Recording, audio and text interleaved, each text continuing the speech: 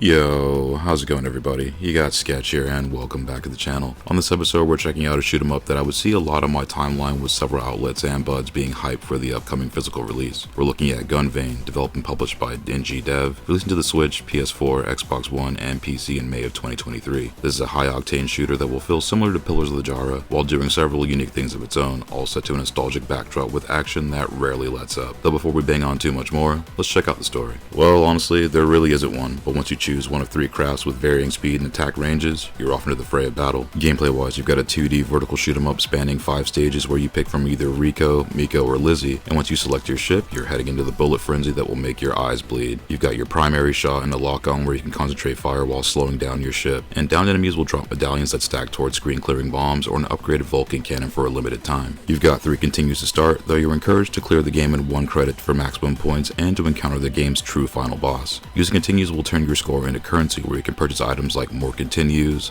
lives, and an overshield, but once those continues are smoked, it's back to the beginning. Checkpoints are fairly generous, letting you either restart the stage or pick up in several areas of the stage and even right before boss fights if you make it that far. Though once you run out of continues, it's game over and back to the start. Keep in mind if you continue, you cannot access the true boss encounter either. The game includes and recommends using its tutorial mode where it breaks down movement and bullet patterns in shoot 'em ups, which is really helpful. There's also missions and challenges to get you prepared to take on the actual game as well. Gunvein will get pretty gnarly, especially at the halfway point, but it does offer resources to get you ready. Your lock-on shot can also reveal hidden medals along the stages that will have a gold glint on the ground, so grab these whenever you can so you can stack your bombs up faster. Silver and gold medallions will build your meter for stocks, and fragments will count as bonus points at the end of each stage that you clear. The screen clearing bomb opens up a damage vortex essentially, and anything caught within it will net you tons of fragments. Enemies will swarm the screen pretty heavily even in the game's mild mode, and bullets will gradually fill more and more of the screen. By stage 3, the bullets are pretty much everywhere, and being comfortable with switching between your lock-on shots and primary will be paramount to survival. Using your upgraded fire will help thin out the numbers whenever it gets real hectic, and Gunvein also encourages you to play aggressively since downing enemies faster gets you bigger bonuses, and the sooner you can smoke your enemies is the less time they have to attack you. The bosses will kick your keister sideways until you can figure out their attack patterns and weave through increasingly complex bullet patterns. Locking on to bosses to maximize damage will be your best bet, coupled with laying down steady gunfire while avoiding their advances. It's an addicting formula of gameplay, and even when you're learning the tricks, it never really gets to the point of frustration, even when you're getting stomped. The more you play,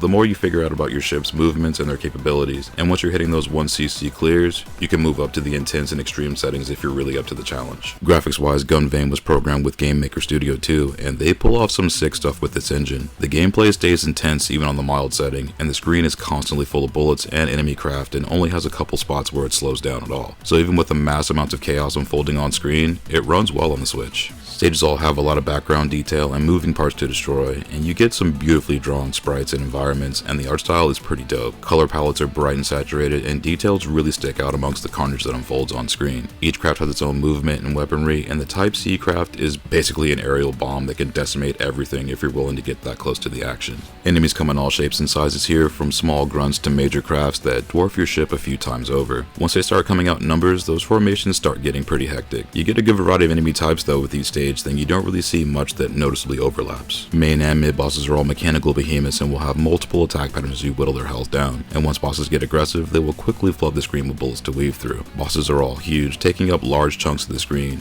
and boss designs are highly detailed with a lot of moving parts you'll want to pay attention to. Bosses also have telling animations that will sometimes broadcast the attack they're setting up for. Bullet patterns are all over the place, and you'll see nearly the whole gamut of them. The geometry of what these look like at times is going to keep you guessing, and bullet hurting is one of the points Gunvein stresses in its tutorials and gameplay in general. You'll see the greatest hits of bullet hell from popcorn bullets, spirals, and more tracer rounds than you might expect. In short, the screen is constantly ablaze with bullets of all kinds. Sound-wise, Gunvein has some fantastic music and audio work which all smacks heavy. Xemia lays down some absolute face melters throughout the game, and the soundtrack rules. The music stays hype from the rip and never really lets up until the last explosion on the final boss. You get a nice range of trance and drum and bass tunes, along with shredding guitar riffs as you blast everything into oblivion. It's almost got that late 80s, early 90s anime feel at points with the music, and it may remind you of some of those OG favorites with slam and soundtracks. Shaw audio is sick here, and the feedback act of downing enemies is very satisfying with ever-increasing levels of boom. The audio cues of full lock-ons and letting off upwards of 10 plus missiles or lasers sounds awesome. The music and the action often complement each other, almost having the game audio become an instrument of itself at times. Explosions are massive, and when defeating bosses, a series of seismic booms will fill the screen as you fly away in triumph. There's even a couple of voice samples here when you piece together bomb fragments that has a pitched down voice saying bomb, and during the opening title sequence. The audio is top notch here, and they really got the feel of OG shoot 'em ups nailed in pretty much every aspect. Gunvein is a great shoot 'em up, and for fans of Psycho, cave shooters, or games like Crimson Clover, should feel right at home here. While there's no overarching narrative, the action speaks for itself, and while it is challenging, it has a lot of missions and challenges to get you familiar with what's coming up, and also is a helpful resource for shoot 'em ups in general, so you get a pretty well-rounded package. You get a really fun and challenging game coupled with an instructional guide on how to play shoot 'em ups, and the roguelike mode is also fun to play along with the main game, so there's a lot to appreciate here.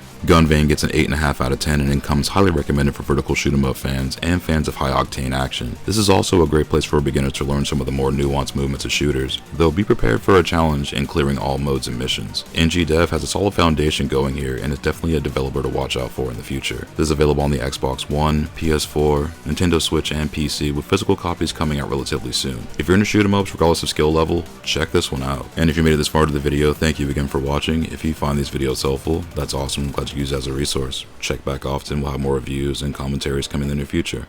But until then, take it easy and stay safe out there. I'll see you on the next one.